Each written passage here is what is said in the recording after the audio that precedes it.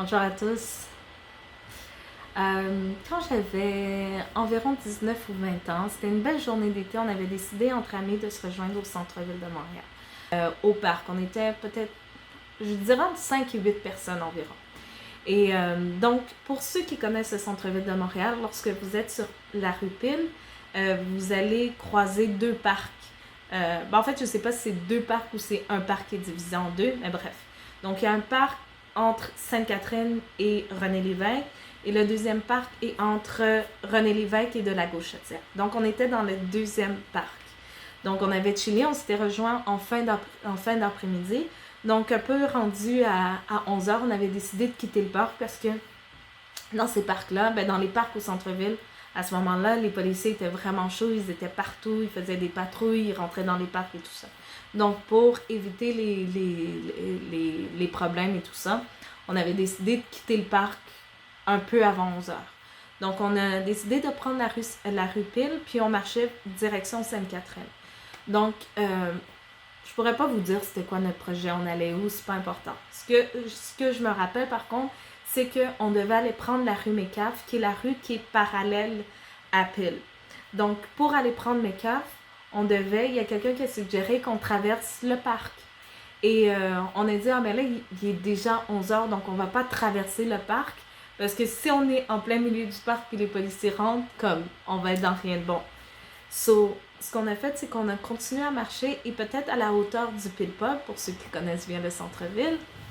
Donc, à la hauteur du Pile Pub, on a décidé de traverser le parc. Mais c'était vraiment la fin du parc, là. C'est la section qui est asphaltée. Fait que pour nous, c'était plus le parc. En tout cas, tu sais, quand t'es jeune, des fois, t'as logique, whatever.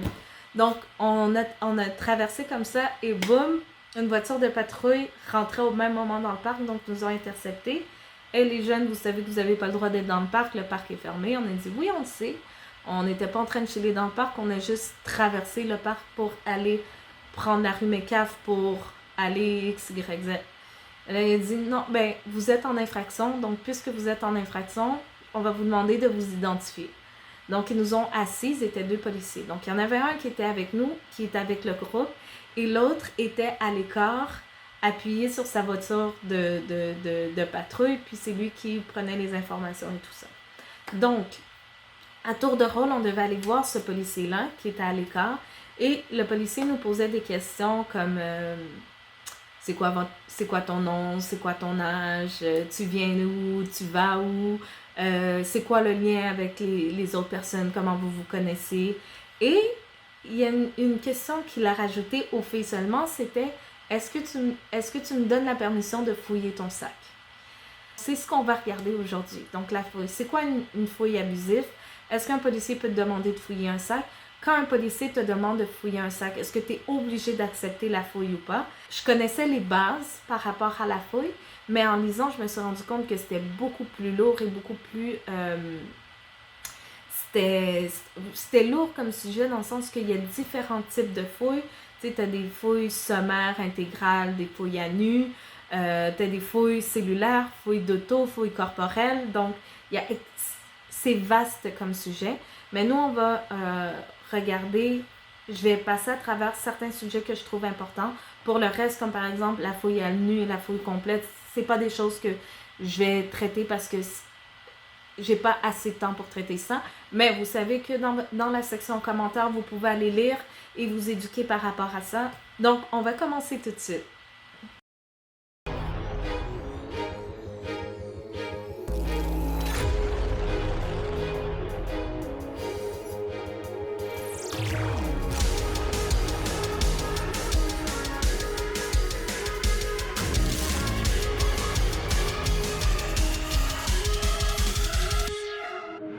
OK. Donc, pour certains, le sujet ou l'histoire que j'ai racontée va vous sembler vraiment très banale, mais je me suis rendu compte qu'il y a énormément de gens qui ne connaissent pas leurs droits par rapport à la fouille.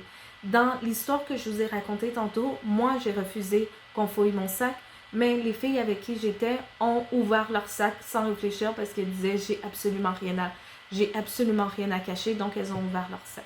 Donc, on va voir la fouille dans différentes situations, comme l'interpellation, l'arrestation et la détention pour fin d'enquête. OK? Donc, let's go. Donc, premièrement, je vais expliquer les 3 points que je viens de dire, interpellation, arrestation, détention, fin d'enquête.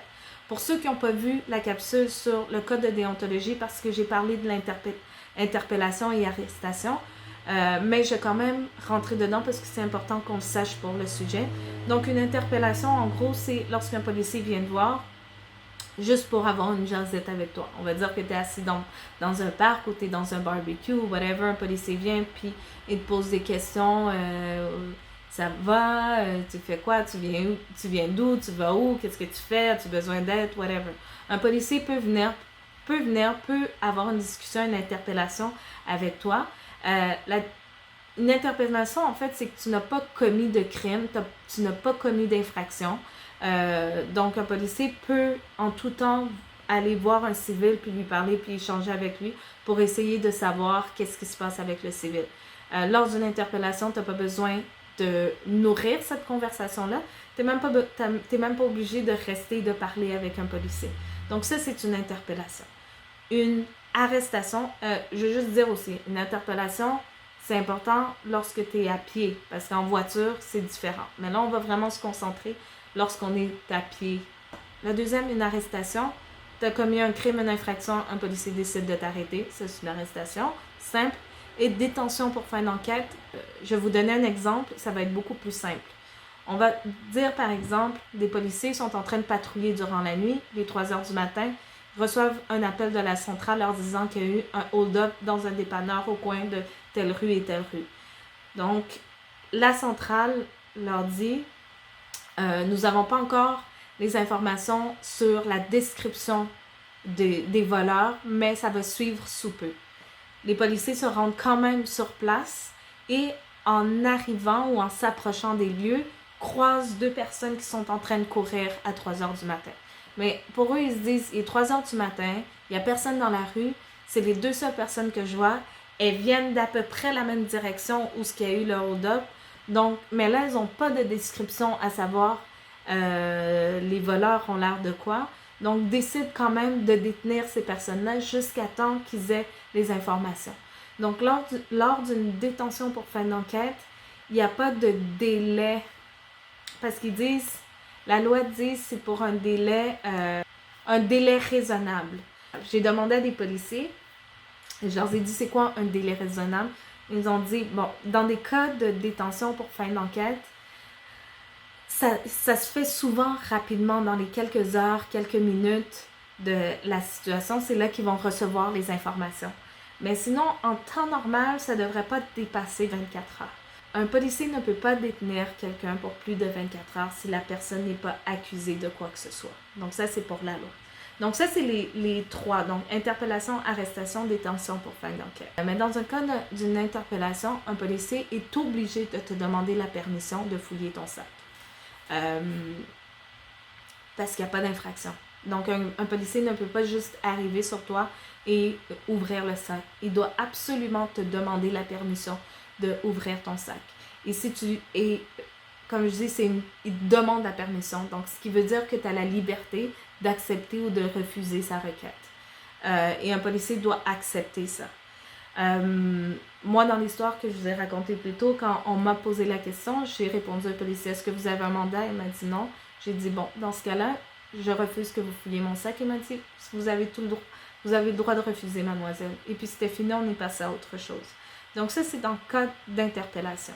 Dans un cas d'arrestation, donc, si vous êtes arrêté ou si quelqu'un est arrêté, à ce moment-là,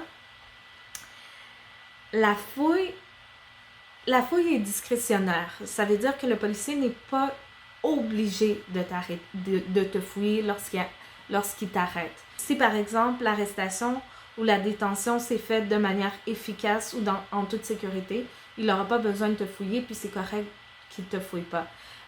Parce que des fouilles en cas d'arrestation, c'est des fouilles ce qu'on appelle sommaires ou des fouilles par palpation. Donc, des fouilles sommaires ou des fouilles par palpation, ça veut dire, je vais vous lire la description ici, consiste à une inspection à la main ou à l'aide d'un moyen technique tel un détecteur de métal qui s'exerce par-dessus les vêtements que porte une personne, incluant les poches et qui comprend les accessoires. Cette fouille peut également comprendre l'examen visuel de la bouche, du nez et des oreilles. Donc, en gros, c'est que lorsqu'un policier t'arrête, c'est une fouille sommaire qu'il peut faire. Donc, une fouille sommaire, ça veut dire qu'il va, ou une palpation, il va juste valider que tu n'as rien de dangereux, que ce soit pour toi-même, pour le policier ou pour les alentours.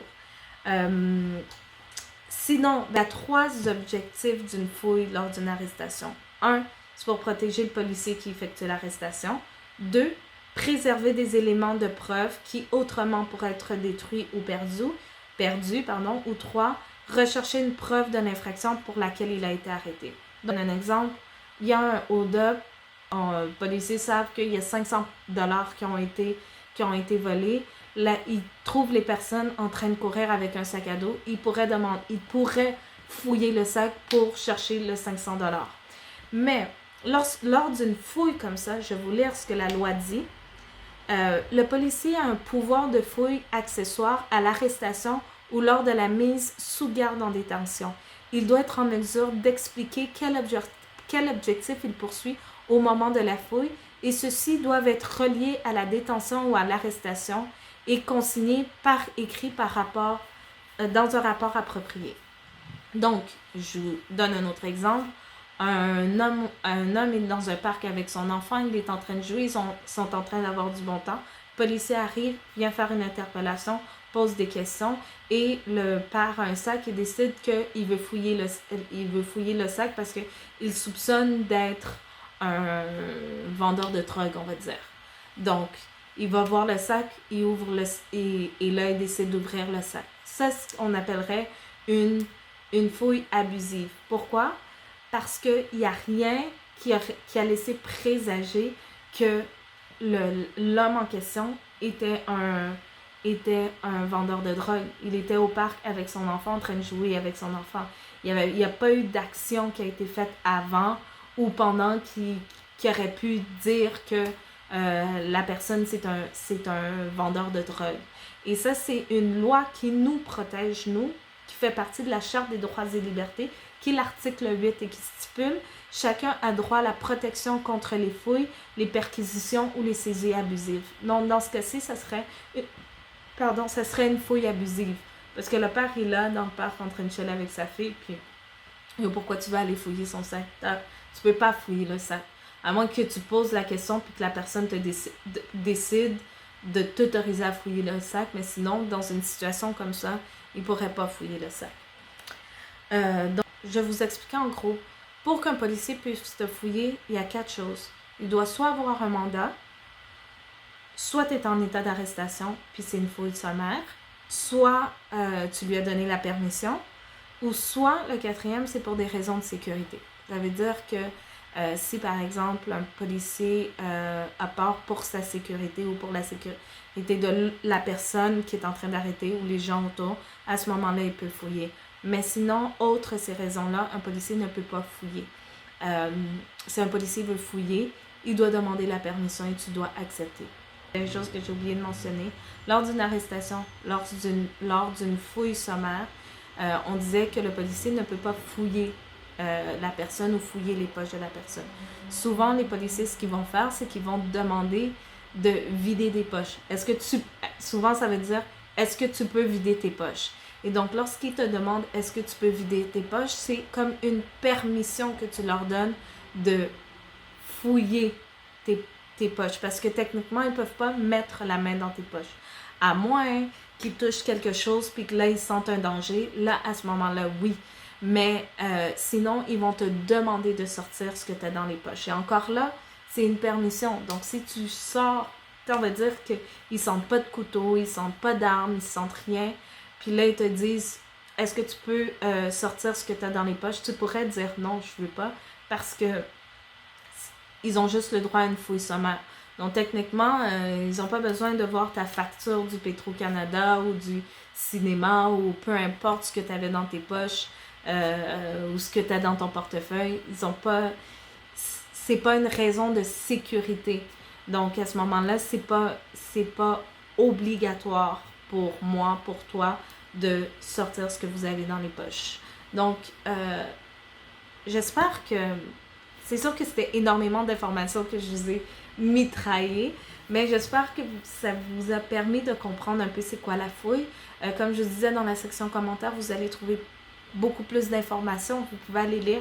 Puis j'en avais partagé aussi certains sur notre page Instagram qui est innocent barre de soulignement ou barre de soulignement innocent. Donc allez sur notre page Instagram, inscrivez-vous. Vous allez pouvoir voir des informations par rapport aux lois et aux droits. Likez, partagez et pour connaître lors de notre prochaine capsule. J'espère que vous avez aimé, j'espère que vous avez écrit, que vous avez appris. Partagez en grand nombre parce que il y a tellement peu de gens qui connaissent leurs droits par rapport à la fouille et c'est tellement important. Donc, je vous laisse là-dessus. On se voit la semaine prochaine. Bisous. Ciao.